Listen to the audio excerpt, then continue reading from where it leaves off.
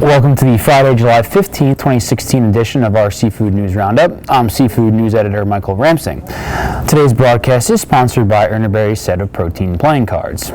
In this week's top story, Alaska's sockeye run in Bristol Bay is looking a lot like last season. But first, let's take a look at some of this week's top stories.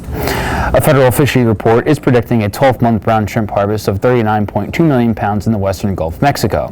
This figure is far below the historical 55-year average of 56.4 million pounds. The prediction covers the period from July 2016 through June 2017 for state and federal waters off Louisiana and federal waters off Texas. The report blames torrential rainfalls and record flooding areas across the Gulf Coast, but especially in Texas.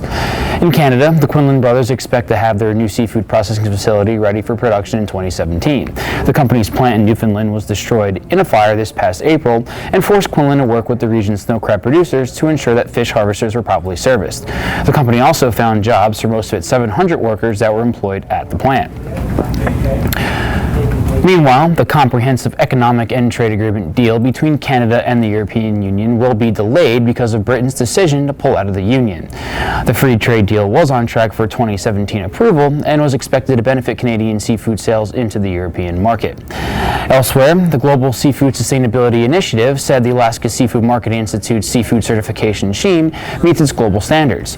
This is the first scheme to be recognized that does not rely on a private marketing component. It is a sign that the GSSI could remove seafood certifications as a fundraising and marketing tool and instead allow for retailers and suppliers to prove their sustainable practices at a lower cost and on a more permanent basis.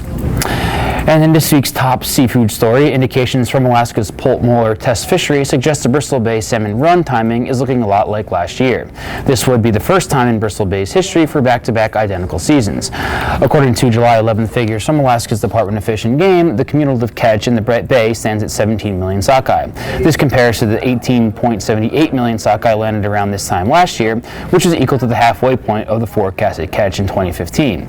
Similarly, this year's forecasted harvest is 29.52 million sockeye, which, if realized, means this week's catch is at about the halfway point of the season. This is the second straight Bristol Bay season with such timing, which makes what would usually be considered a late run seem more like it would be the new normal for the fishery.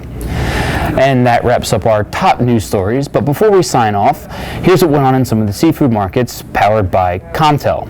Fresh and frozen mahi prices are tracking at above average levels, while pangasius prices are holding at 3-year highs, and European salmon prices climbed sharply. Remember to log into theseafoodnews.com for more news around the industry, and be sure to log into the Seafood tab in Comtel for more seafood market news, quotations, and analysis. Today's show was brought to you by Urner Barry's set of protein playing cards. They are a great handout at company functions and a gift for a client, and are really just an educational way to pass the time. So go and get your deck today at shop.urnerbarry.com. Thanks for watching, and we'll see you next time.